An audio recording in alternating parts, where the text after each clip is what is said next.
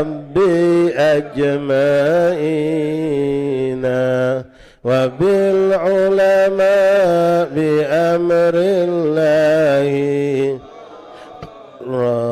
وكل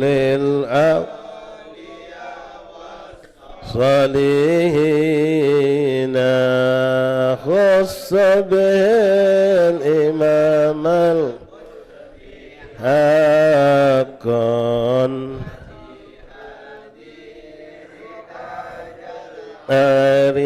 عارفين رقى في رتبة التمكين مرقا وقد جمع شريعة واليقين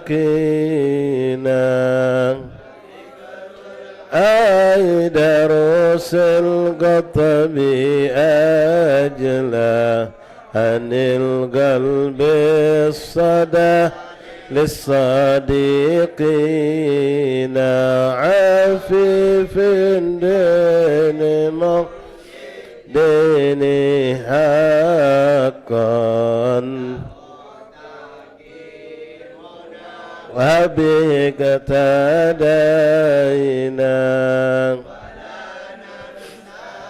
كمال الدين سعدا عظيما تاج العابدين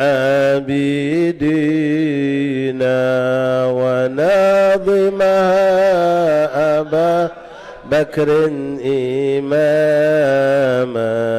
حباه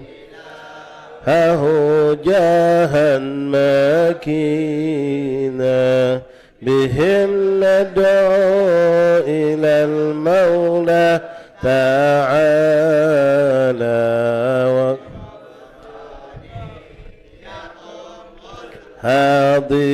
حاضرين ولطف شامل دوام ستر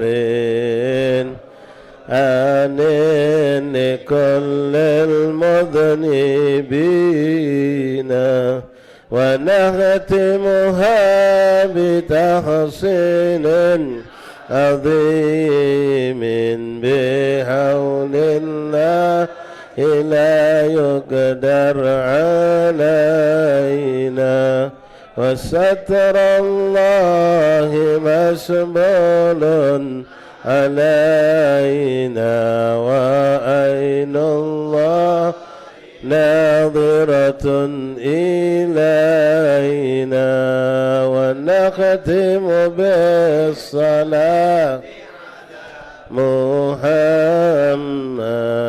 إمام الكل لخير الشافعين إلهي بالاسم الأعظم مصطفى فرج علينا إلهي نسألك بالاسم الأعظم وجه المصطفى فرج علينا المسلمين يا أرحم الراحمين فاتح يا رسول شفينا قرة عين سيدنا رسول الله محمد بن عبد الله صلى الله عليه وسلم أهل بيته وأزواجه وذريته وأنصاره وأصحابه وأحبابه جميع ثم إلى أرواح كابته ولمقرب مشارق الأرض إلى مغاربها بارها بارها خصوصا سارة المقدم عليه قرب نافع ومسلم قرب نافع مشايخ الحضر الأذكار الأوراد الأحزاب الزمان صلوات دعوات منجات كلهم جميعين خصوصا لقراءنا كتبهم مرادهم وأزابهم زماتهم صلواتهم دعواتهم منجاتهم في معهدنا في مجالسنا في أيامنا في أوقاتنا ثم إلى روح كافة أولي من أهل هذه البلد أهل بلد دار السلام خصوصا صاحب هذه الحارة صاحب هذه الدار الحبيب عبد الرحمن أحمد منور وأصولهم وفرعهم ومشايخ وأقران أصيب أحبابي أحبي وأمي وأخواني وأخواتي ومتقدم هذا الهم من العلماء أولياء صلحاء صديق المقربين ثم إلى ربي علي أحمد محسن صاحب الحال أما إلى أرواح والدينا ووالدكم خاصة أماتنا أماتكم المسلمين عامة أن الله يغفر لهم ويرحمهم وسلم برحمته أن الله يدخل في قبرهم رحمة ورحمة شر عمل وشترنا أن يميد علينا بركاتهم وأسرارهم وأنوارهم وعلومهم كرماتهم ونفعاتهم الدنيا والآخرة جالبة كل خير دابة كل شر لنا ونمشنا على نتي شفاء كل دولة مرسقا صلى حنبل بن بهوري الله يشفيه شفاء عاجلا شفاء يرزقكم من الآن من الله يرفع واصرف عنا كل البلاء والوباء من رزقكم وعلم زقنا التوكل وصلنا فرج كربنا همنا وغمنا خصوصا حول إخوانا قد وصلينا من أخبارهم من الضيق والهم والغم والحزن فرج كربنا كربهم وهمنا وهمهم وغمنا وغمهم أملوا إياهم بلطفك وجود كرمك على دين صالح جالبة كل خير دافية كل شر نور المسلمين وإلى حضرة النبي محمد صلى الله عليه وسلم سيدهم الفاتحة. أعوذ بالله من الشيطان الرجيم. بسم الله الرحمن الرحيم.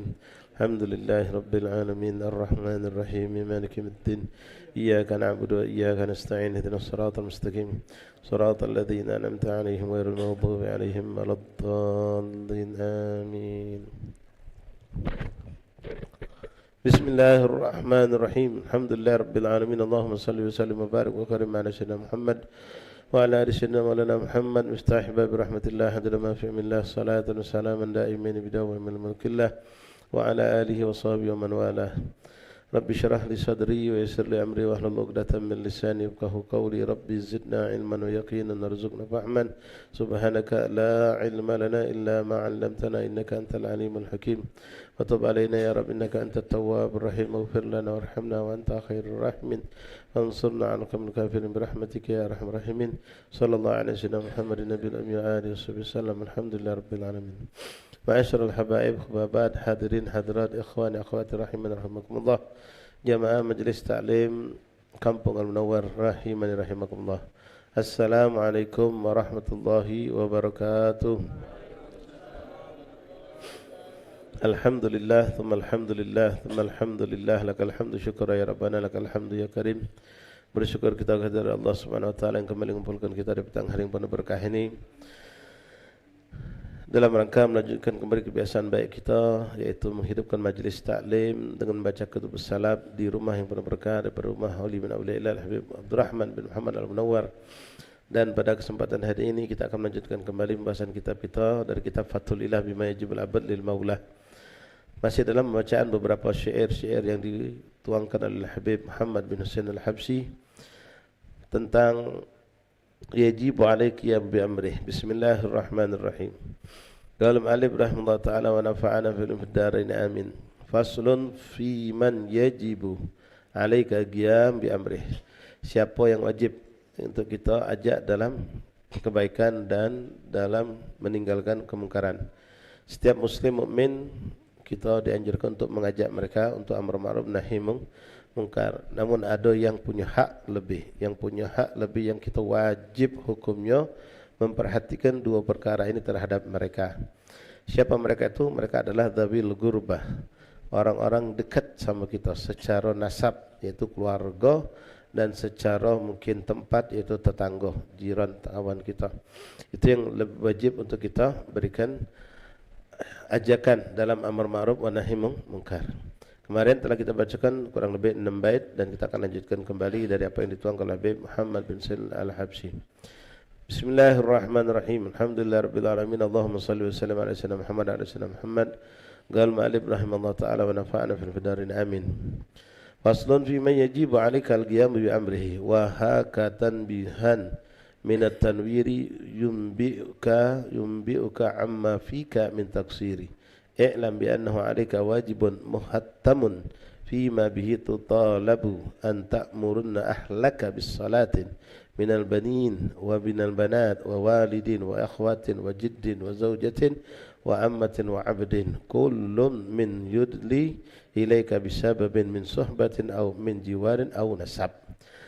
Di sini beliau mengatakan, berikut ini akan kusampaikan kepadamu tentang perkara yang engkau harus perhatikan agar menjadi engkau selamat dan terang benderang selamatan mendapatkan,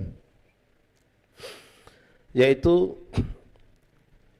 bi'annu 'alaika memiliki kewajiban. Ya, sekali tadi itu dikatakan ma'ruf nahi mungkar itu kita mempunyai kewajiban kepada semua umat Islam. Namun ada orang-orang yang lebih berhak untuk kita arahkan mengenai amar ma'ruf dan nahi mungkar ini. Muhattamun fima bihi tutalabu. Muhattam arti pasti dan harus, wajib hukumnya, tanpa ada takwil, tanpa ada kita mencari alasan ini dan itu. Kenapa? Mereka akan nuntut kita di yaumil qiyamah kalau kita tidak terapkan amar ma'ruf nahi mungkar ini. Yang jelas amar ma'ruf nahi munkar itu pertama, perkaranya yang pertama disebut oleh beliau. Perkara yang wajib benar kau tekankan dan siapa mereka itu. Perkara yang pertama yang wajib kau tekankan bis shalah, urusan salat. Urusan salat karena salat ini adalah tiang agama yang paling penting masalah salat. Siapa mereka yang harus kita ingatkan? Minal banina wa minal banat, anak laki dan anak perempuan kita, wa walidin, wong tua kita. Kalau kita saksikan wong tua kita lalai, maka kita wajib maaf astagfirullahaladzim, seandainya kami ngajar sana ngajar sini sementara keluarga dewek tak belugu dengan urusan agama ini musibah. Ini suatu bala musibah yang besar. Kita ya bagus dakwah ngajar sana ngajar sini, dakwah sana dakwah sini, tapi keluarga kita dewek tidak kita perhatikan kepada mereka, urusan salatnya mereka, urusan ibadah mereka, urusan secara umum agamanya mereka. Minal banini wal banati wa walidin wa ikhwatin wa jaddin, dan saudara-saudaramu termasuklah juga ya. Mungkin kalau ada kita lihat kakek kita, nenek kita, mungkin mereka tidak perhatian dengan salat mereka tidak benar. Dulur kita yang paling dekat secara nasab, dan termasuk yang punya tanggung jawab besar kita adalah yang kita akan dituntut di muka kalau kita melalaikan, yaitu zaujatin, istri kita ya, istri kita. Jangan sampai ikhwan ente menikah dengan seorang perempuan lah masuk tahun ke-11, dari awal kawin sampai sekarang dia belum pernah mendapatkan pendidikan agama dari kita. Salat masih tidak benar, nutup aurat masih tidak benar, maca Quran pun masih tidak baca dia. 11 tahun sudah di tangan ente jadi bini ente.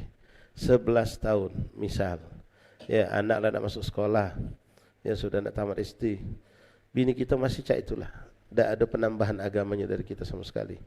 Nah ini ta'udzubillah, kita akan dituntut di yaumul qiyamah. Siapa yang nuntut kita? Mereka yang bakal nuntut kita itu sendiri bukan orang lain, tapi mereka yang terdekat, yaitu anak dan istri kita.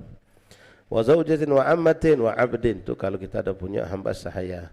Mungkin hamba saya tidak ada, tapi pembantu. Kullukum ra'in wa kullukum mas'ulun an ra'iyati. Pembantu rumah tangga, pekerja kita di toko, pekerja di kantor, pokoknya semua orang yang bekerja sama kita, dalam hitungan jam kerja mereka tanggung jawab kita urusan akhiratnya. Dalam makna kalau mereka bermaksiat wajib kita halangi, wajib kita tegur, dan kita ngerti. Urusan salat tanggung jawab kita. Salat apa? Zuhur terutama yang mereka bersama kita. Kita pastikan kalau mereka salat. Kalau salat di luar zuhur, maghrib, isya, subuh, termasuk mungkin asar juga karena mereka jam 4 balik. Ya, ada senggang waktu antara 4 sampai jam 6. Itu pun tidak menjadi tanggung jawab kita. Tapi kalau zuhur, wajib kita mengingatkan mereka. Wajib kita menegur mereka kalau mereka tidak salat. Wajib kita memberikan fasilitas untuk mereka biar bisa salat. Itu kalau bawahan kita, baik itu di sini juntukan hamba saya, tapi jarang sekarang, zaman sekarang tak ada hamba saya, tapi mereka yang bekerja sama kita, yang berkhidmat sama kita. Wa ghairihim wa abda'an biman ta'ulu fa anta anhum. Nah, di sini berkaitan wa kullu man yudli ilaika bisababin min suhbatin aw min jiwarin aw nasab.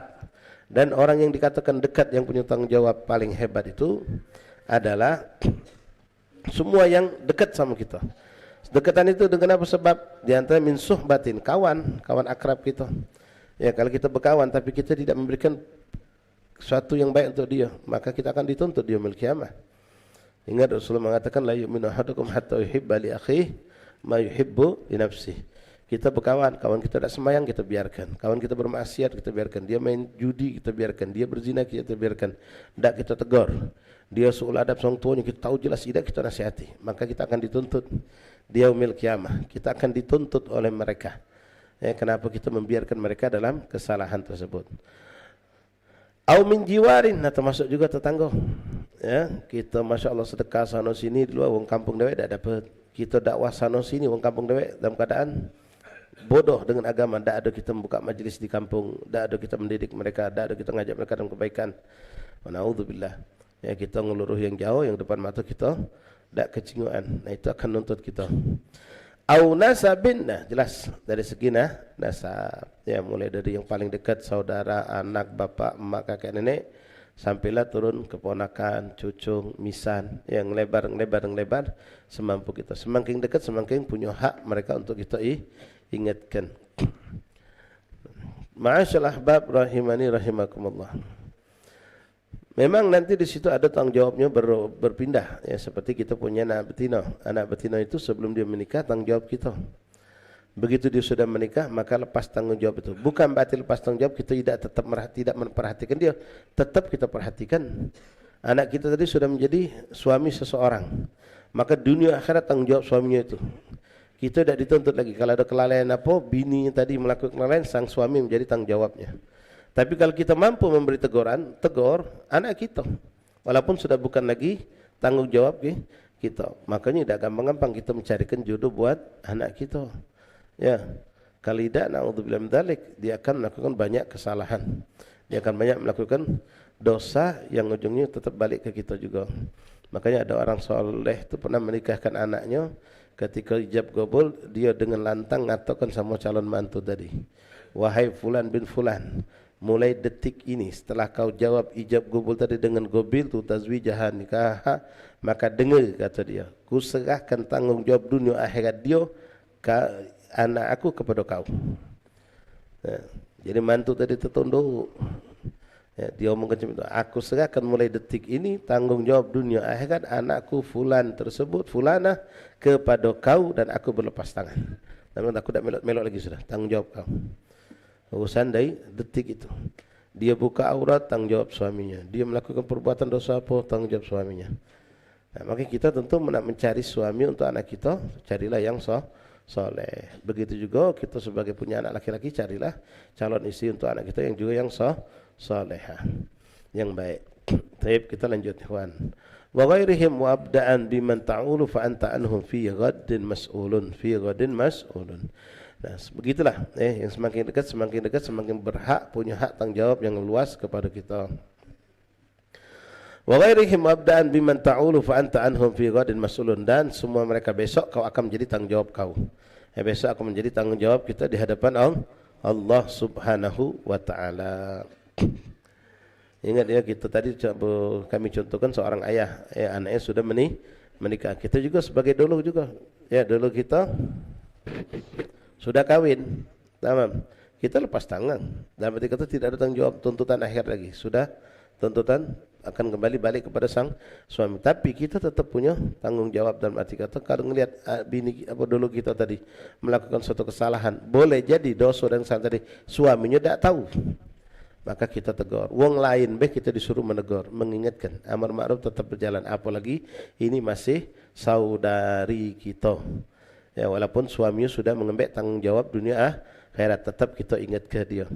Apalagi kalau lakinya mungkin tidak tahu. Nah, atau lakinya tahu tapi terledor, lakinya lemah, lakinya tidak pacak, jadi kenimam tu tidak pacak, ngatu bini tidak pacak, misalnya, maka kita orang tua tetap mengingatkan dia. Nah, itulah tadi, carilah mantu yang baik, yang bisa menjadi imam di dalam keluarga, bukan dalam solat keluarga, bukan imam dalam keluarga. Walaka antadribahum intaghraku syafaqatan alaihim an yahliku. Maka untuk urusan salat, kata Habib Muhammad bin Sanabsi, kau boleh pukul anakmu itu. Yes. Kalau memang mereka itu tidak mau salat, meninggalkan salat. Tapi itu bukan pukulan karena kita benci, tapi syafaqah, bentuk kasih sayang. Alaihim an yuhlika, agar mereka tidak binasa. Agar mereka tidak binasa, maka kita pukul. Kalau cukup dengan nasihat nurut, dia tidak perlu dipukul. Ya, kalau tidak baca, tidak nurut dengan nasihat, tidak cukup dengan isyarat, mungkin butuh dengan dipukul, maka dianjurkan, dibolehkan oleh syarat untuk kita memukul mereka. Tentu tidak semua bisa kita pukul. Yang kita bisa pukul mungkin anak kita, saudara kita yang masih kecil barangkali, atau mungkin keponakan atau siapa yang derajat secara nasab mereka di bawah kita. Tapi untuk orang yang lebih tua dari kita, tentu dengan cara kita tetap menasehati mereka. Ya, misan kita, kakak kita, mamang kita, apalagi wong tua kita. Ya, orang tua kita kalau berbuat salah, berbuat maksiat, berbuat dosa, apa kita tidak boleh negur mereka? Kita tegur, kita ingatkan. Ya, tapi kita tidak boleh menghukum mereka. Tak boleh hukumnya gara-gara abak tak solat lalu kita tak menunjuk nafkah. Abak kita sudah uzur, tak baca nyari duit lagi. Mak kita cak itu juga misal. Mak kita, bapak kita dah galak solat. Kita anjurkan, kita suruh mereka untuk solat, tetap tak mau solat. Lalu kita ngancam, ya sudah, kalau bak dah galak solat, mulai hari ini aku tak galak lagi nunjuk duit. Aku tak galak mari ledek listrik, aku tak galak nunjuk duit spesial pun lagi. Bak duhaka sama Tuhan. Tak punya hak kita. Kita tak punya hak. Tugas kita cuma mengingatkan mereka, mengajak mereka, lalu mengangkat tangan, Rabbighfir warhamhuma kama rabbayani shaghira. Tak ada kita hak apalagi sampai nak mengekang, tak mau menunjuk mereka makan, tak mau menunjuk mereka minum. Haram. Allah akan murka kepada kita. Ya, jangankan mereka yang muslim, yang kafir kan tak boleh. Kita berbuat kasar, wong kafir, wong tuanya kafir, butuh makan, butuh minum, maka diinjuknya nafkah, kewajiban dia menunjuk nafkah orang tua tadi tu. Ya, karena kekafiran lalu kita sebagai anak tak menunjuk nafkah, Allah tidak ridha. Urusan dia kafir sama aku, kata Allah. Urusan kau sama tua kau jalan ke tugas. Tetap kita harus menunjuk nafkah, kecuali kalau bak kita naudzubillah, mak kita tadi itu kafirnya kafir harbi, menyerang Islam, memusuhi Islam terang-terangan.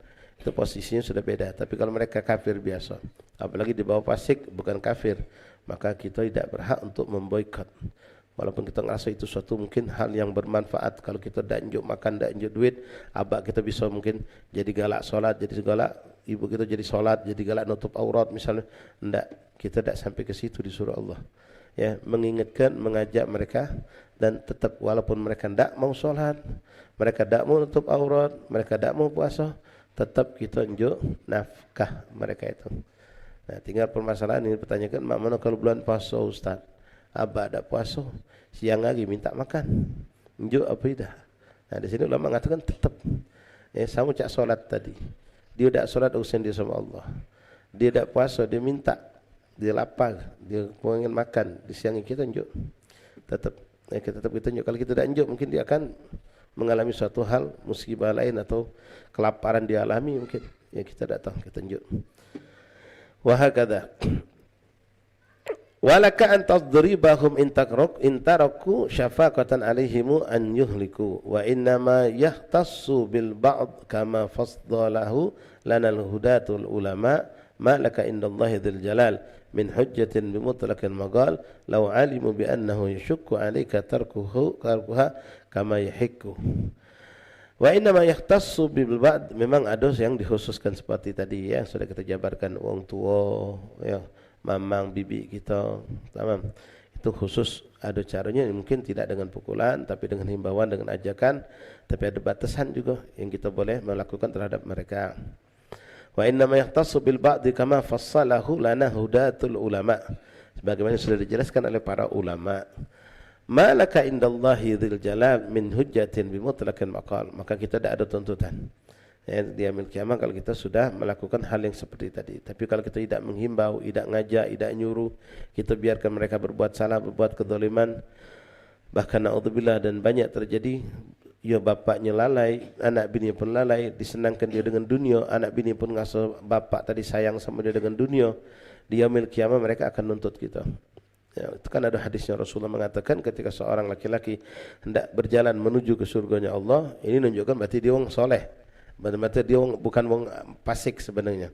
Ya, cuma dia melalaikan anak istrinya dari ibadah. Karena dia berjalan menuju ke surga, dikatakan cerita itu. Lalu ada suara dari belakang memanggil orang tersebut, ya zalim, dan mereka minta, ya Rab, waqif hadzal zalim. Ya Allah, stopkan wong zalim ini. Stopkan wong zalim itu. Yang punya badan dengar, di belakang ada nyuruh, minta kepada Allah untuk di-stopkan dan memanggil dirinya zalim. Noleh dia ke belakang, pastinya siapa yang neriak ke zalim tadi? Bukan orang lain, tapi anak istrinya sendiri. Yang tinjuknya makan lemak, minum lemak, pakaian lezat, tempat nyaman, kehidupan mewah. Ternyata dia milik kiamah manggil dia zalim dan meminta kepada Allah untuk mencegah orang itu untuk masuk surga. Kenapa? Nuntut anak bini tadi, nuntut. Apa yang mereka tuntut? Mereka ngomong kami tersesat karena kami tidak diajari. Kami tidak dibimbing, kami tidak diarahkan untuk mengenal hak-haknya Allah Subhanahu wa ta'ala. Malaka indallahi dzil jalal min hujjatin mudrakan maqal law alimu bi annahu yashukku 'alaika tarkuha kama yahikku wa an bil amri laka ihtimaman kamithli ma law afsadu ta'aman aw taraku amran minal muhim wa mimma lahu ta'alluqu bil jism. Nah, perhatian kita terhadap urusan akhirat kepada anak, istri, keluarga, gorobah tadi ikhwan, seperti kebanyakan kita memperhatikan urusan yang sifatnya untuk jasad. Kita pasti akan memberikan makanan yang bergizi, yang sehat. Kalau itu basi, itu rusak, ada racun atau apa, pasti kita jauhkan. Kita tidak pengen anak kita binasa.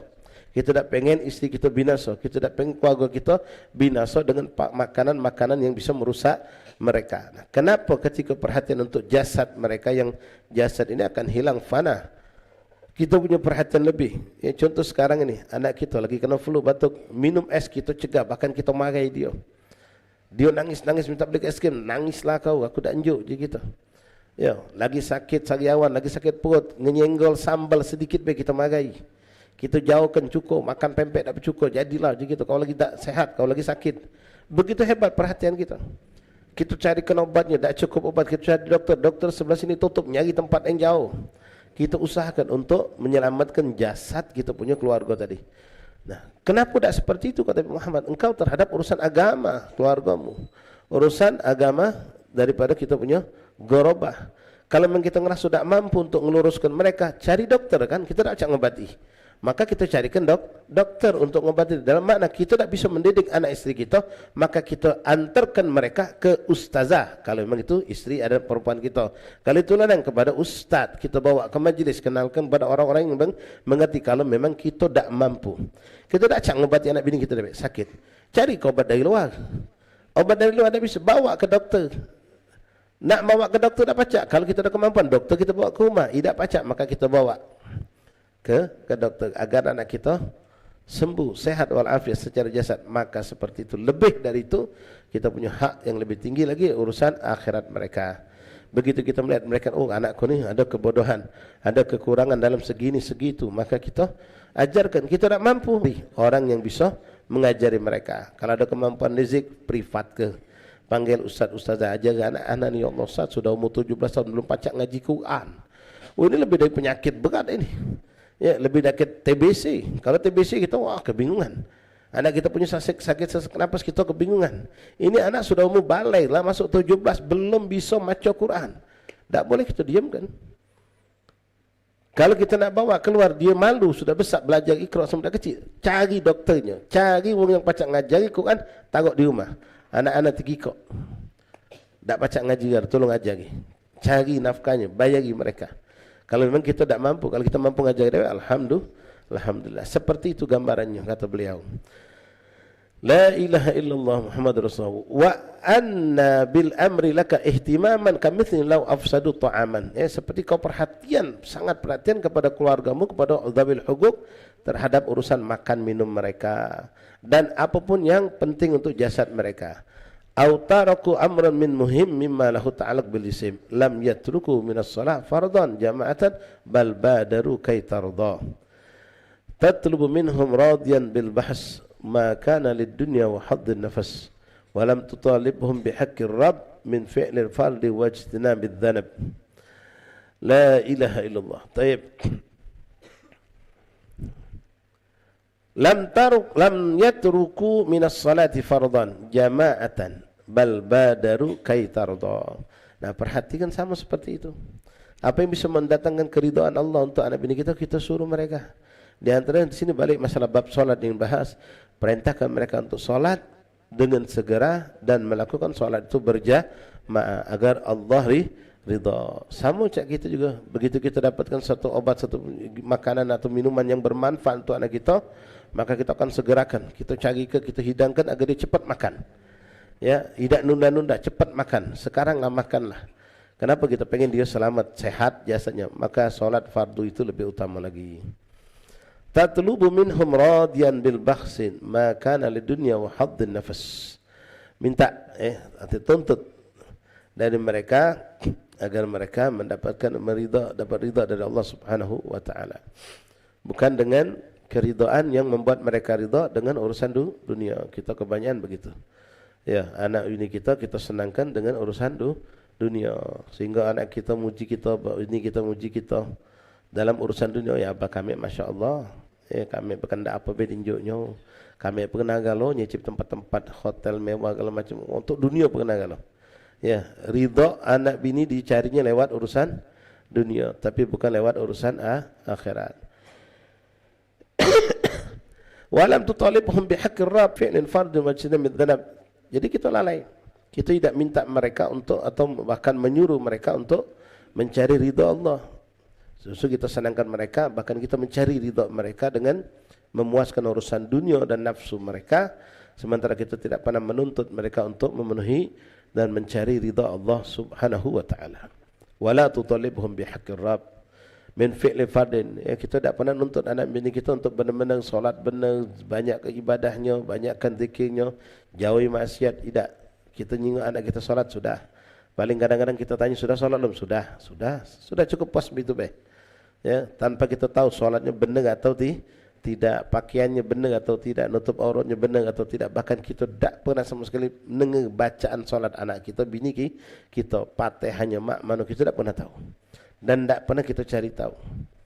Ya, itu tanggung jawab kita di yaumil kiamat. Seharusnya kita dengarkan bacaan-bacaan mereka dalam solat itu benar apa tidak. Anak dewe tidak ngerti ustaz. Cari guru, cari ustaz. Bawa anak kita kepada ustaz tersebut. Bawa anak kita yang perempuan ke ustazah. Minta dengar ke benar tak Fatihahnya, benar tak takbiratul ihramnya, benar tak tahiyatnya, benar tak solawatnya, benar tak rukun-rukun dalam solatnya. Itu kewajiban kita. Sebagaimana kalau kita dapatkan anak kita sakit, kita bawa ke spesialis. Ya, minta di check up, disuguh ini jinguan, minta juga kesehatannya apa tidak. Nah, mencari ridha Allah itu harus kau lakukan, kata beliau. Walam tutalib pun, tapi kau tidak pernah menuntut mereka atau memerintahkan mereka bihaqqir rabb untuk menjalankan hak-haknya Allah Subhanahu wa taala. Apa tidak anda min fi'lil fardin wajtinabid dzanab, dengan menjalankan apa yang diwajibkan Allah dan menjauhkan diri dari dosa. Li ajli hadza dayya'us shalah wa ahmalu min ajlihi awqatan. Karena itulah, karena kita selalu memanjakan anak kita mencari ridha dari anak bini kita dengan hal-hal yang melalaikan, maka disitulah mereka akhirnya melalaikan yang diwajibkan Allah. Kita tidak marah ya ketika anak kita meninggalkan solat, melambatkan solat, bini kita melambatkan solat, tidak marah kita. Ya, paling negau baik, tidak mana sampai kita ngamuk. Tahu kita anak kita gila dengan HP sampai dia lalai solat, bini kita gila dengan HP sampai dia lambat solat. Begitu sudah mepet waktu, kita marah, paling marah, awas kamu masih kayak kumbek HP kamu. Macam itu be. Ya, tak pernah sampai kita ngamuk. Padahal sudah mepet waktu maghrib, tinggal 20 menit lagi baru nak semayang. Ya, kita tak pernah ngamuk. Tapi coba hak dunia kita yang diganggu oleh mereka. Ya, HP kita nyampak, mungkin anak kita bermain penesan yang masih kecil, nombor HP nyampak tar apa LCD-nya apa letak. Tidak sungkan tangannya melayang ke pipi anak kita, ketapuk langsung. Gimana? HP bagus, apalagi HP yang mahal itu, yang baca dilepet itu. Nah, nanti LCD-nya macam dapat HP bagus sih kok kamu. Oh, tapi anak tak semayang, mana ada pernah mukul? Tak pernah dia. Paling ngancam, awas kalau besok terlambat lagi semayang. Dia pengen ini, hari ini sudah lewat. Tapi kalau HP itu nyampak, ya, atau kacamata nyampak terpijak, wah, ngamuknya luar biasa, hebat. Ya, kita ngamuk gara-gara HP rusak, tapi tidak pernah ngamuk sama HP yang rusak anak kita. Tak pernah kita ngamuk sama HP yang rusak bini kita, tak pernah. Wa inda ahlan walam yusallu aw annahum yatruku akhallu ka kana ghaira amrin lahum bima biha aw lam yakun li syaratiha munabbiha. Baik. Li ajli hadza dayya'us shalah. Oleh karena itu akhirnya mereka melalaikan salat. Melalaikan salat sekali lagi ikhwan, bukan cuma dalam makna tidak salat sama sekali, bukan. Tapi mereka salat asal-asalan, sekedar menjalankan salat baik. Tanpa mereka kita perhatikan benar tak rukuknya, benar tak sujudnya, benar tak bacaannya, benar tak wuduknya, kita tak pernah perhatikan. Cuma tanya anak kita salat, mana budak dah sembahyang apa? Sudah je bini kita. Sudah. Tak pernah kita perhatikan benar tak salat mereka itu. Apalagi nak perhatikan solat sunnah tak dia, mungkin lebih jauh lagi. Kita cuma cukup puas sudah semayang, sudah. Lihat kata Muhammad bin Husain Al-Habsyi, wa ahmalu min ajlihi awqatan, dan mereka banyak membuang waktu mereka dalam kelalaian. Fa yastawi in fata aw ma fata ya waihamu qad khasirul hayata. Sama baik wong yang solat tadi, solat tapi tidak dengan benar, sama orang yang tidak solat sama sekali. Mereka akan menyesal ya dalam kehidupan hayata, hidup dunia dan kehidupan akhirat. Di dunia akan menyesal, di akhirat lebih lagi. Wa anna man kana ala salatin muhafizan fi awalil awqati wa indahu ahlun wa lam yusallu aw annahum yatrikuha akhlu. Wa anna man kana ala salatin muhafizan fi awalil waqt. Kalau mereka berkat kita giring, kita arahkan memperhatikan salat mereka di awal waktu. Ya. Salat mereka di awal waktu. Ya, kita kadang-kadang bingung juga nyingok wong yang salat asar 5:30. Baru salat asar. Dan dia biasa baik. Ya, bukan ada uzur ini dan itu, tidak. Biasa baik salat. Kita pernah ngagi uang sifuran mana aja kita lagi sholat ya, kita husnuzon, mungkin dia ada kesibukan atau dia mungkin sakit, tidur, terbangun terlambat, bla bla bla. Cuma ternyata itu kebiasaan dia ya, tidak pernah mengalami yang nyicip namanya sholat di awal waktu. Tak pernah pula orang yang macam itu sholat berjamaah. Sholatnya dia yang penting sholat ya, yang penting sholat. Ini musibah. Wa anna man kana ala salatin muhafizan fi awalil awqatin wa indahu ahlun wa lam yusallu aw annahum yatriku akhlu wa kana ghaira amrin lahum biha aw lam yakun li syartiha munabbihan yuhsyaru fi zumrati man dayyaha. Seandainya ada orang yang dia Masya Allah, untuk diri pribadinya bagus, dia solat di awal waktu, dia solatnya benar, tapi dia tidak perhatikan keluarganya, maka kelak dia yaumil kiamat dia akan dibangkitkan bareng, diletakkan Allah di lembah adab nerakanya Allah Subhanahu wa taala. Wa kana ghaira amrin lahum biha aw lam yakun li syartiha. Jadi dia solat, tahu anaknya solat, bini solat, tapi tidak diperhatikan memenuhi syarat dak, memenuhi rukun dak. Pokoknya tahunya solat. Alhamdulillah anak-anak solat galau, tapi dia tidak pernah sekalipun memastikan kalau bacaan solat bininya benar.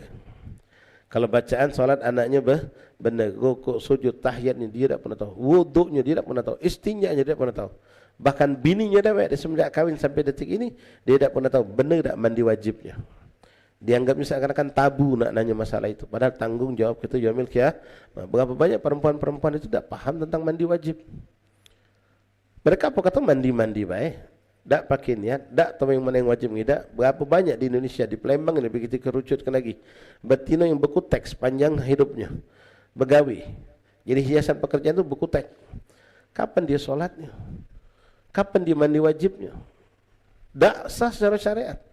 Bapaknya ada, lakinya ada, tanggung jawab siapa itu? Ya, na'udzubillah min dzalik. Kita solat tapi anak kita solatnya tidak sempurna. Kita solat, bini kita tidak sempurna. Dan menjadi kelalaian kita itu terjadi. Tidak pernah kita perhatikan. Kita bakal dituntut oleh mereka seperti hadis tadi. Bahkan di sini kan yuhsyaru fi zumratin man dayyaha.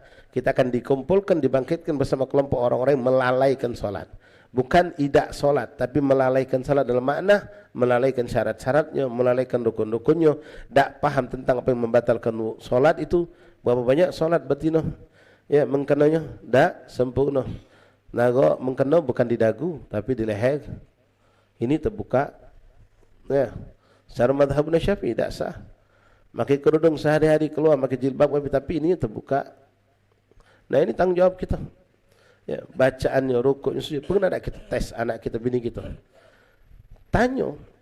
Kalau kita tak paham tadi, balik carikan ustazah, dudukkan sama bini kita, dudukkan sama anak kita. Coba dengarkan rukun-rukun qauli dalam solat. Benar tak cara rukuknya, sujudnya, istinjaknya, wuduknya, semua itu. Kalau tidak, maka na'udhu. Walaupun kita orang baik, kita solat di awal waktu, kita solat berjamaah, kita rajin hadir majlis, tapi orang-orang dekat yang menjadi tanggung jawab kita, kita tidak perhatikan, maka kita akan dibangkitkan bersama mereka, berkumpul bersama mereka. Yuhsyaru fi zumratin man dayya'aha wa in yakun fi waqtiha aw qa'aha. Ya, walaupun juga mereka melakukan di awal waktu, tapi mereka solat tidak tepat, tidak memenuhi syarat tadi. Ya, lalai dalam makna sujud tak sempurna, tomak nina tak tahu, tak ada bacaan tak sempurna. Walaupun di awal waktu, ya sama baik juga, dayak juga. Itu juga sama wujudi keadaan. Adanya solat ibadah mereka lakukan seperti tidak ada. Tak ada nilai di sisi Allah. Tak ada nilai di sisi Allah. Jadi perkara solat harus kita perhatikan. Mengenai awal waktu juga kita perhatikan. Wa in yaqul inni biha amartu wa innani an tarkiha zajartu.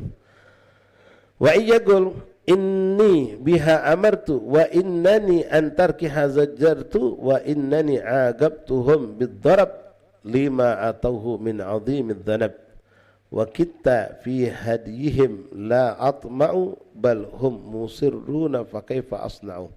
Jawabuhu 'alaika bil firaq lil mumkin al bay' aw talaq wa ghairihim bil hajar wal i'rad liya'lamu annaka ghairu radin fayanbaghi al hajar lahum wa wasilahu wa hajruhum billahi yujabus silah. Nah sekarang mana kita sudah gawe ke galau, ngajari mereka sudah, nyuruh mereka sudah, bahkan sudah kita pukul mereka, sudah kita tegur dengan keras, bahkan sudah kita boikot. Ini masih juga apa yang harus kita lakukan sekarang? Pertama, apakah kita akan dapat tuntutan masih di yaumil qiyamah? Di sini dijelaskan oleh Nabi Muhammad. Wa in yaqul inni qad biha amartu wa innani antarkuhu tazajartu. Kalau dia mengatakan seorang suami, seorang abah, seorang yang bertanggung jawab terhadap keluarga, mungkin abah tak kata, kita punya dulu, kita paling besar, kita menghentikan abah kita, tanggung jawab kita. Ya, ana sudah suruh, ana sudah larang, uji kita. Wa innani agabtuhum bidarab, bahkan sudah ana pukul, bukan cuma dengan omongan, bukan cuma dengan ancaman, ana pukul sudah. Wa innani agabtuhum bidarab lima atauhu min 'azimid dhanab, karena anda tahu besar dosa daripada perbuatan-perbuatan mereka itu. Sudah anda lakukan kalau. Wa kita fi haddihim la atmau bal hum musirrun fa kaifa asna'u. Anda sudah lakukan segala cara, segala ustaz anda datang tapi mereka tak mau belajar. Anda bawa ke ustaz mereka lari. Misal, ya. Anda sudah boikot dak nanjuk jajan, masih cak itu juga dak berubah. Lalu apa yang anda lakukan? Anak dewek, bini kita, saudara kita. Nah, karena ini perkara-perkara penting, apalagi urusan solat, solat. Maka kata beliau, ini bukan ungkapan beliau tapi ungkapan ulama. Maka beliau jawabuhu kala dong fakai fasna, lalu apa lagi nak gawe ni? Apa sudah anda lakukan galau, sudah anda usahakan galau, segala cara sudah anda lakukan, tapi mereka tak mau berubah, mereka tak mau nurut. Jawabuhu, maka katakan kalau orang mengatakan balhum musirrun, tapi mereka terus melakukan keburukan itu, fakai fasna, lalu apa lagi nak anda gawe ke sekarang?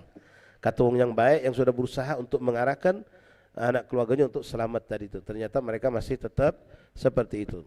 Jawabuhu alaika bil firaq, kata Habib Muhammad bin Hussein, ya, kalau memang mereka ini tak nurut galau, semayang tidak atau semayang tak benar, disuruh belajar tak mau juga, ya, tinggalkan mereka.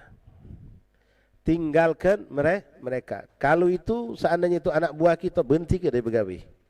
Kalau itu bawahan kita bekerja sama kita, berhentikan dari begawi sama kita. Jawabuhu alaika bil firaq limumkinil bai' au talaq. Kalau itu hamba sahaya bisa kita jual, tak manfaat. Ya. Au talaq, maaf. Yang seperti itu seorang suami bisa saja menjadikan sebab untuk mencerai istri. Kalau istri tak mau dibimbing untuk jadi orang baik. Ya. Diajarkan tak galak nurut, suruh pakai jilbab tak galak, suruh keluar hati-hati, suruh banyak hal kita larang. Bahkan sudah kita zajar, artinya bini kita sampai kita boikot, kita tidak tegur, sampai kita tidak tidur seranjang sama dia karena dia tidak menurut dalam kebaikan, masih tetap dengan keburukan itulah misalnya. Sudah kita lakukan kalau sudah, uji bahasa Palembang kata embean lagi, cerai ke? Tidak akan mendatangkan keberkahan dan kemanfaatan dalam hidup kita. Sedangkan kita ni pengen merasakan kenikmatan dalam kehidupan dunia dan akhirat. Menikmati itu bukan cuma dunia baik. Ya, banyak juga orang yang na'udzubillah bininya maksiat, dia maksiat sama-sama menikmati. Ya, mereka dalam istijrat, na'udzubillah min dzalik. Awit talak wa ghairihim bil hajar wal i'rad, atau dengan cara lain yang sifatnya kita boikot. Ya, macam mana kita dak nurut, ya mungkin dari yang hal yang sifatnya recehan, kata dak usah jadi jajan. Ya, dak usah beli ke pulsa, kunci motor tarik, jangan dia pakai motor, suruh jalan kaki. Dak mempan juga, kawannya nyemput. Ya, dia dak nyemput motor, kawannya mentut. Pulsa kita dak beli ke, kawannya beli ke pulsa. Ya, iblisnya kuat. Ya. Nak macam mana? Masih dak galak nurut juga. Semayang dak galak juga. Masih itu maksiat itulah. Ya sudah, cari jalan yang lain. Diboikot, diusir dari rumah. Kalau sudah urusannya bab solat terutama. Tak mau solat, sudah. Solat asal-asalan, suruh belajar untuk memperbaiki, tidak mau. Kalau kita biarkan baik, ya sudahlah, anak sudah gawe kalau tak baca juga nak mau lagi. Kita tetap ya nak cak mana Ustaz, bini dewek, ini anak dewek je kita kan. Pasti cak itu naluri kita kebanyakan yang lemah ni. Ya, dia tak salat masih kita tunjuk jajan, kita tunjuk makan. Maka di situ kita termasuk juga orang yang seakan-akan mendukung kemaksiatan mereka. Liya'lamu annaka ghairu radin.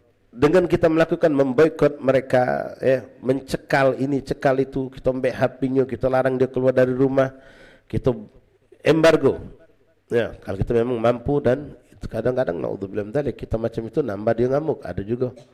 Berarti sudah iblis, bukan lagi. Nah, itu namanya yang sudah namanya anak dikatakan adu. Dalam Al-Quran dikatakan aduwum. Ya, anak itu bukan lagi kawan tapi sudah musuh buat kita. Dah, lepaskan. Liya'lamu, kau lakukan itu semua karena cinta sebenarnya. Dan kita tak ridha dengan apa yang mereka lakukan karena Allah tidak meridai. Liya'lamu annaka ghairu radi, agar mereka tahu kalau kau tidak ridha dengan apa yang mereka lakukan. Tapi kalau kita biarkan, tetap kita baiki, tetap kita belikan, kita manjakan dengan kesalahan mereka, ya mereka ngerasa tidak bersalah. Mereka ngerasa nyaman-nyaman saja. Bayan bagi al-hajr lahum fawasilahu fahajruhum billahi yujibus silah. Ya, maka di situ kita wajib untuk memutuskan hubungan kepada mereka, dan dengan menghajar atau memberikan boikotan, embargo atau sesuatu pemboikotan kepada mereka tadi kita lakukan. Kenapa? Menghubungkan diri kita kepada Allah dan menghubungkan kepada mereka kepada Allah, itu adalah suatu perkara yang wajib. Sementara mereka tak mau, ya sudah. Jangan sampai kita putus hubungan sama Allah. Faslun fil amri bil ma'ruf wan nahyi 'anil munkar, wallahu a'lam bis-shawab. Insyaallah fil atiyah باذنillah subhanahu wa ta'ala. Bismillahirrahmanirrahim. Alhamdulillahi rabbil alamin. Allahumma salli wa sallim ala sayyidina Muhammadin wa ala ali sayyidina Muhammad. Ya Rabbana i'tarafna bi annana wa annana asrafna ala ladha fatub alayna tawbah taghsil awbah wastur lana al-awrati wa aminir rawati waghfir Rabbi wa mauludina wal ahli wal ikhwani wa sairil khillani dhi mahabbah au jiratin au suhbah wal muslimina ajma' amin. Asma' fadlan wajudan manna la bik bin minna bil mustafa rasuli nahdha bi kulli suli salla sallam rabbi alaihi addal habbi wa alihi wa sahbihi bi walhamdulillah fil bad'i wat tanahi. Ikhwan rahimakumullah, di sini dalam Al-Qur'an anak dan istri kita itu ada 4 posisinya. Insyaallah Senin depan kita bahas. Ya, seorang anak, seorang istri itu ada 4 keadaan yang disebutkan dalam Al-Qur'an. Di antaranya yang tadi kita bahas, adu, menjadi musuh. Ya, firman Allah mengatakan a'udzubillahi minasyaitonir rajim. Ya ayyuhalladzina amanu inna min azwajikum wa auladikum aduwwun lakum fahdharhum. Ya, sesungguhnya ada sebagian daripada anak dan istri kalian itu adalah bagaikan musuh buat kita di dunia sampai di akhirat pula. Ya, na'udzubillah. Wa in ta'fu wa tasfahu wa taghfiru fa innallaha ghafurur rahim. Tapi kalau kita mampu mendidik mereka dan mereka mau berubah, kita maafkan atas kesalahan mereka, maka itu yang lebih baik. Tapi kita tidak sanggup lagi, tidak nurut lagi, ya tadi, ya tinggalkan mereka karena sudah bukan lagi satu kebaikan. Yang kita harapkan, yang disebutkan dalam Al-Quran, anak istri kita adalah qurratu a'yun. Rabbana hablana min azwajina wa dhurriyyatina qurrata a'yun. Itu yang paling diinginkan oleh semua kita. Wallahu a'lam bis-shawab.